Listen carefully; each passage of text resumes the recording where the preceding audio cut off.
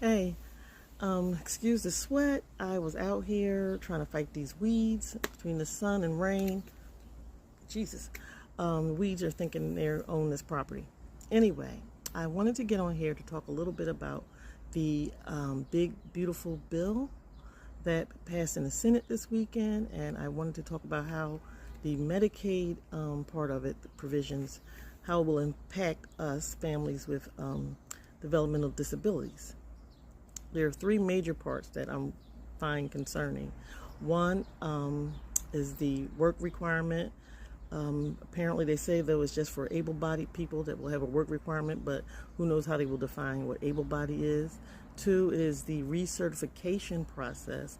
I believe they will be adding extra layers of paperwork that you will have to supply, documentation that you will have to supply every time you reapply for your benefits. Also, I think they're talking about having to reapply twice a year.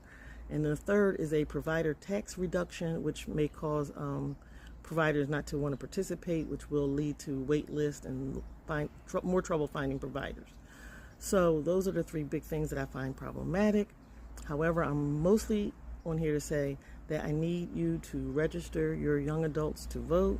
Those who are turned 18, they are eligible to vote. They can get assistance with voting. You can go in the voting booth with them. You can request an absentee ballot, but it is imperative that they vote. I already know all the arguments that people give me. One is that they don't want them to be eligible for jury duty. I call BS on that. Take them to jury duty. Trust me, my brother went one time. He has never been called for jury duty again.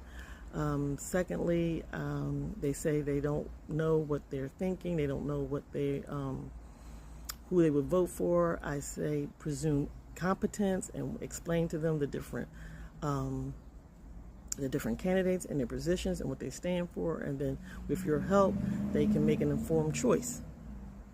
They don't always understand everything that's good for them, but we proceed as family members, we push through. They don't always understand about the doctor, and they don't always understand about other things, but we don't let that stop us from helping them because we know what's best. And we don't know what's best for them. I didn't mean to say it like that, but we know what's, with our help, we can help them discover what's best for them.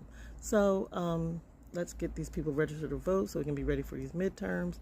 And I will be keeping an eye on all the Medicaid changes.